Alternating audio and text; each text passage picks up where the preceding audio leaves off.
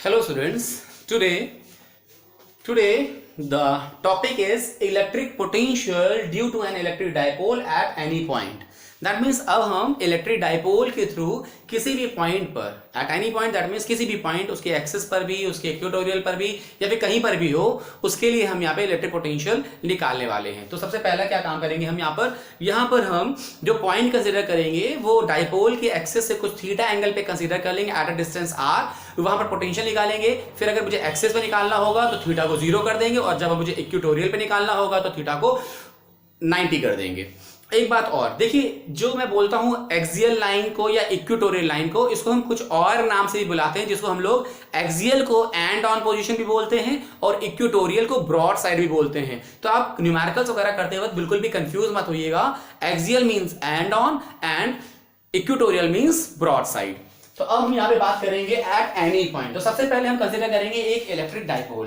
तो electric dipole consider करते वक्त हमने बेटा यहाँ पर एक पॉजिटिव चार्ज ले लिया, क्योंकि इलेक्ट्रिक डाइपोल क्या होता है, it is an arrangement of two equal and opposite polarity charge placed at a very close separation. तो मैंने एक ले लिया बेटा यहाँ पे -q, और अनदर ले लिया बेटा मैंने इससे कुछ शॉर्ट डिस्टेंस पर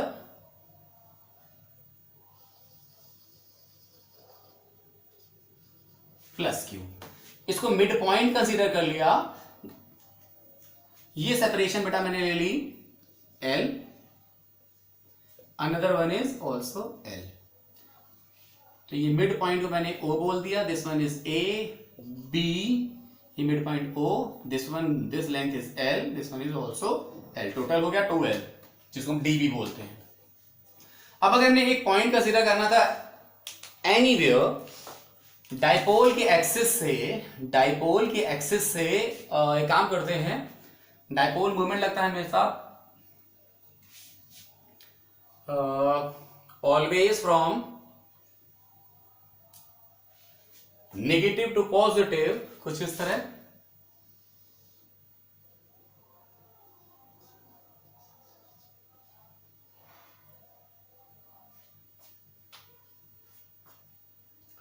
सो अगर मैंने कहा कि डाइपोल के एक्सिस से कुछ थीटा एंगल पर एट अ डिस्टेंस आर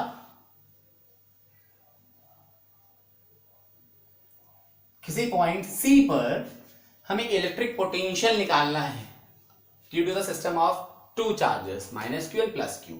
इस -q और +q की वजह से मुझे सी पॉइंट पर इलेक्ट्रिक पोटेंशियल निकालना है। तो कितना लगेगा और किधर लगेगा?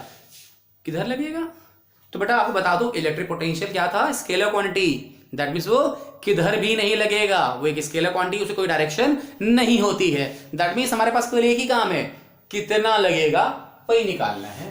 तो बेटा अगर मुझे सी पॉइंट पर टोटल इलेक्ट्रिक पोटेंशियल निकालना है due to the system of two charges, तो बहुत सिंपल है। The electric potential at point C, that is VC, कितना हो जाएगा, electric potential at C due to A plus electric potential at C due to B। So ये हो जाएगा total electric potential at point C due to the two charges present at A and present at B। तो बेटा VCA और VCB निकालने के लिए पहले हमें CA और CB डिस्टेंस के बारे में पता होना चाहिए। तो इसके लिए बेटा हम क्या करेंगे, हम A को C से ज्वाइन कर देंगे और B को भी C से ज्वाइन कर देंगे। अब बेटा देखिए, ये डिस्टेंस AC हो गई, ये डिस्टेंस BC हो गई। सो पोटेंशियल कितना हो जाएगा, now potential at C due to A हो जाएगा 1/4πε0 को K लिख दिया। चार्ज कितना है बेटा, -q, तो चार्ज -q लिख दिया, क्योंकि बेटा potential is a scalar quantity, so we must have to put the sign of charge. Nature of charge भी हमें पुट करना पड़ेगा। डिस्टेंस कितनी है, CA। Now plus 1/4πε0, this one is also K, and charge is +q and distance is CB। बहुत simple है। क्या किया है, C पर A की पोटेंशियल निकाल लिया, C पर B की पोटेंशियल निकाल लिया, रख दिया। अब इस क्वेश्चन में है ही क्या, केवल CA और CB ही तो हमारे लिए अननोन है। तो उसके लिए यहां पे हम थोड़ा सा ज्योमेट्री देख लेंगे। ज्योमेट्री कैसे यूज करेंगे? तो बेटा हमें मालूम है अगर दो लाइन एक दूसरे के बहुत क्लोज होती हैं, if the two lines are very close to each other, that means the angle between them this theta is very small.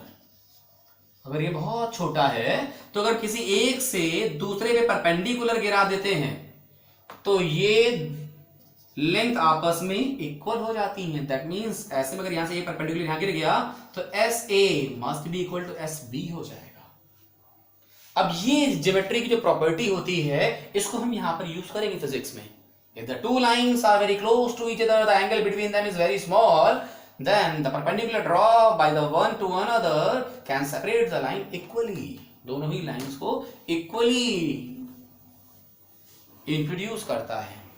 अब अगर मैंने कहा कि ये लाइन बहुत छोटी थी, मतलब ये दोनों चार्ज बहुत पास पास थे, अगर ये दोनों चार्ज बहुत पास पास थे और ये आर बहुत दूर था, दैट मींस ये लाइन और ये लाइन बहुत क्लोज हो जाएगी, ये लाइन और ये लाइन बहुत क्लोज हो जाएगी, दैट मींस ये एंगल बहुत छोटे हो जाएंगे।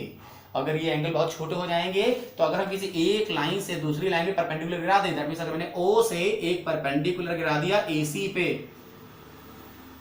इसको मैंने बोल दिया M, तो ये OC और ये MC ये दोनों लेंथ आपस में इक्वल हो जाएंगी। अब अगर मैंने कहा यहीं से मैंने एक परपेंडिकुलर यहां कहां गिरा देंगे, यहां तो लेंथ ही नहीं है। अब इसके लिए क्या करें भाई?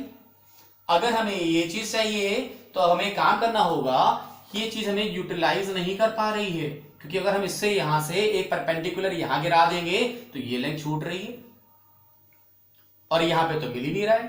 तो एक काम करते हैं, हम अपनी मिडिल लेंथ को थोड़ा सा एक्सटेंड कर देते हैं और इससे एक परपेंडिकुलर यहां गिरा देते हैं, इसको बोल दिया है। और यहां पर हमें क्योंकि BC लेंथ चाहिए थी तो B से परपेंडिकुलर यहां गिरा देते हैं, इसको हमने N बोल दिया। अब कोई दिक्कत नहीं है क्योंकि हमें मालूम है यहां पर जो ये लेंथ CB जो आ रही है, ये CB लेंथ इक्वल टू क्या हो जाएगी? CN हो जाएगी। कोई दिक्कत नहीं, मिल गई लेंथ में। और यहां पर जो CA लेंथ है ये इक्वल टू CM हो जाएगी, तो यहां से हमने बोल दिया CA is equal to CM। Simple. अब हमें क्या करना है? बस CN और या CM की वैल्यू निकालनी है। तो जरा देखिएगा, ये L लेंथ यहां से लेकर यहां तक की लेंथ L थी, और यहां की बात करें तो यहां से लेकर यहां तक की लेंथ L थी। तो बड़े आराम से अगर ये थीटा है तो वर्टिकली अपोजिट ये भी थीटा हो जाएगा। अब अगर ये लेंथ L है, ये थीटा है, तो ये कितना हो जाएगा? थीटा के सामने परपेंडिकुलर है, अलोंग हाइपोटेनियस है और बेस है।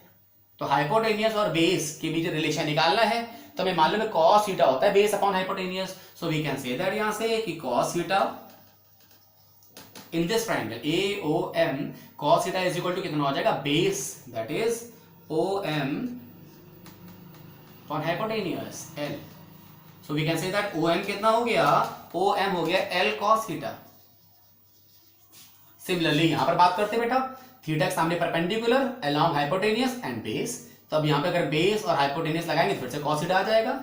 सो we can say that cos theta is equal to base upon hypotenuse. Base कितना है? ON, हाइपोटेनियस कितना है? L। अगेन ON कितना आ गया? ON again L cos theta. Now ON भी है, OM भी है, और हमें मालूम है OC कितना है, ये तो हमें मालूम है, दैट इज R। तो CA कितना हो जाएगा? We can say that CA is equal to CM, और CM कितना हो जाएगा? CO plus OM। That means CO is R and OM is L cos theta. Similarly, CB की बात करेंगे तो CB is equal to CN, and CN कितना हो जाएगा? CN हो जाएगा CO minus OM, CO minus OM, that means ये हो जाएगा R minus L cos theta।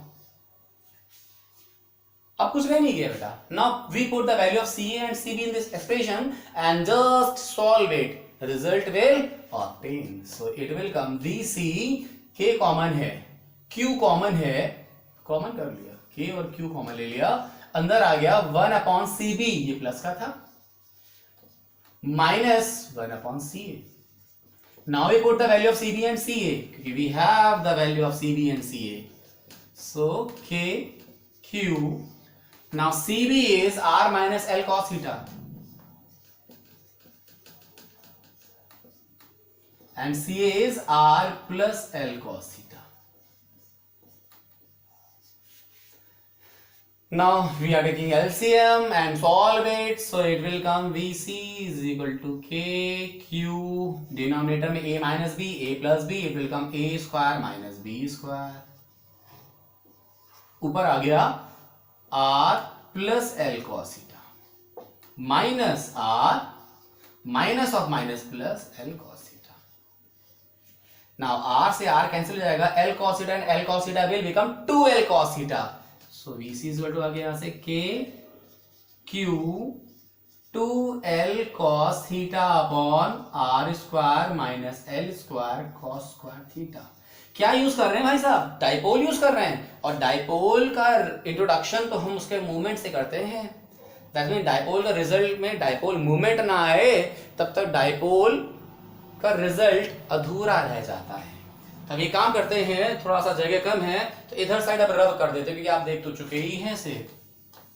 तो अब इसको थोड़ा सा हमने रब कर दिया और पोटेंशियल निकाल लेंगे यहां से बेटा. अब now VC potential at C is K, Q को अंदर भेज दिया, it will come Q into 2L cos theta upon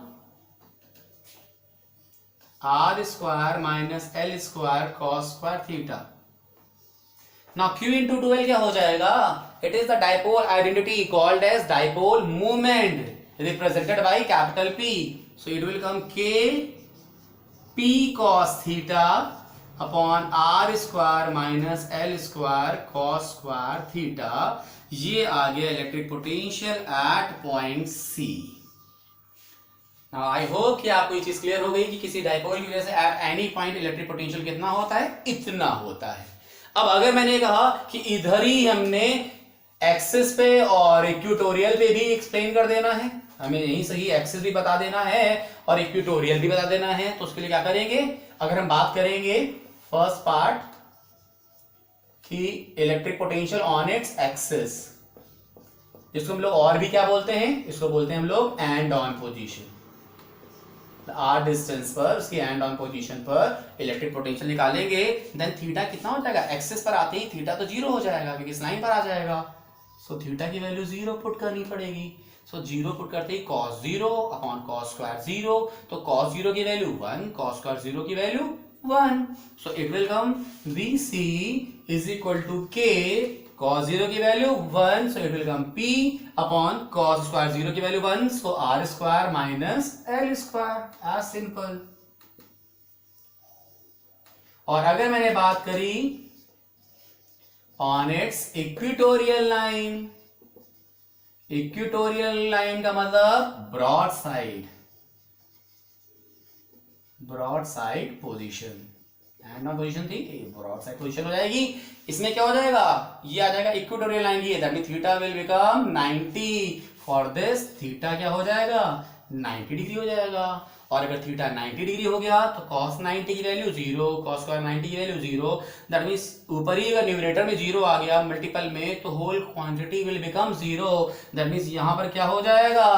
यहां पर आ जाएगा पोटेंशियल 0 पूरी इक्वेटोरियल लाइन पर. और अगर हमने कहा जितनी भी इक्वेटोरियल लाइन आप कंसीडर करोगे, यहां पर जितनी भी इक्वेटोरियल एक्सिस यहां पे कंसीडर करोगे, दैट मीन जितनी भी इक्वेटोरियल लाइन से पॉसिबल प्लेन होगा, वो पूरा का पूरा प्लेन जीरो पोटेंशियल ऑक्यूपाई करेगा. जिसकी वजह से मैं यहां पे कह सकता हूं आपसे कि इस डाइपोल के इक्वेटोरियल एक्सिस से फॉर्म होने वाला जो प्लेन होता है, अब जितनी भी तुम यहाँ पे कंसीडर कर सकते हो, वो सारी की सारी एक्सिस जो होंगी जिनसे ये एक प्लेन फॉर्म हो रहा होगा, वो एक क्या हो जाएगा? वो बन जाएगा हमारा एक इक्वी पोटेंशियल सरफेस, क्योंकि उसका हर एक पॉइंट जीरो पोटेंशियल शो कर रहा होगा, मतलब सेम पोटेंशियल शो कर रहा होगा. सो दैट इज वाई जो यहाँ पे प्लेन ड्रॉ होगा, जो कि डाइपोल के एक्सिस के परपेंडिकुलर होगा, उसके मिड पॉइंट से पास हो रहा होगा, इक्वेटोरियल लाइंस को ऑक्यूपाई कर रहा होगा, वो एक इक्वी पोटेंशियल सरफेस होगा. आई होप ये बात को क्लियर हो गई. आज इतना ही रखेंगे, इसके बाद फिर हम लोग नेक्स्ट टॉपिक के साथ मिलेंगे. तब तक के लिए धन्यवाद. Thank you class. आज इतना ही.